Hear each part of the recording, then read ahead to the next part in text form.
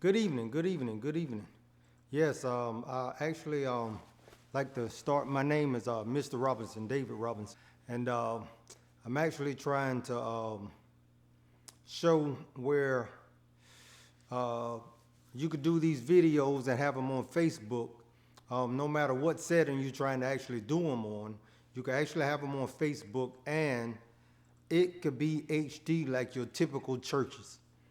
Uh, when I say HD, I don't mean 720 or 540 is not HD, but I mean actual high definition, at least starting standard 1080p, okay? If you don't want to do 4K, I'll actually show how to do 4K as well. Okay, so what I have here so far is, of course, lighting is everything. Lighting is everything. I have my main light here to this side, okay, to my short side, or I have the other side, which is my key light. I'll consider that to be my broad side. Uh, and actually, I have a little light behind me, to give me just to take me off the background. But it's all being tested. I have a mic above me, but my mic is actually a little further than what I would like for it to be away from me, but it still is doing pretty good so far, at least as far as what I see from the levels. But right now I'm at least 2 feet away, and I don't really want to be that far away, and that's the actual Sennheiser that is pretty much right there, okay? Then I'm actually running this through ATEM, all right, through my ATEM Mini Extreme. I'm not using any broadcasting software because the ATEM itself allows you to get online, and that's where you know you're at a standard of 1080p. Strictly through the ATEM. Now, I'll explain that as well. Of course, I'm using my Apple computer monitor. I'm using the ATEM software controller to make sure that it actually gets online. I made this private for me because I didn't want to put it out and wasn't completely sure. So, of course, everything else, I got a television, behind me. Pretty much I could use any space. If I could really flip this around so y'all could see what's in here, you'll be like, whoa, I know that's not the setup that you have. But I'm just showing that I could really use what I want, to dial in. Also, I actually have you may see just a little bit changing because I'm using a YC Onion automatic slider, okay? And so I just have that panning, about 40 inches or so, 47 inches left and right, just cycling. I could stop that anywhere. I can really stand up and do things and put a circle over myself and walk around and make it follow me, along with the DJI Ronin is what I actually use, the RC2, the new Ronin, okay? But we don't have to get into all of that. The reason why I'm using that stuff is because why? I'm by myself, okay? Other than that, you wouldn't need any of that, but you will need light. So I'm going to show my light right quick. I have my main light here. If I take that off, okay, this is all I have, okay? I'll just have that other side, all right, of my key light. So I'm bringing that back on, okay? And come on, 3, 2, 1, okay?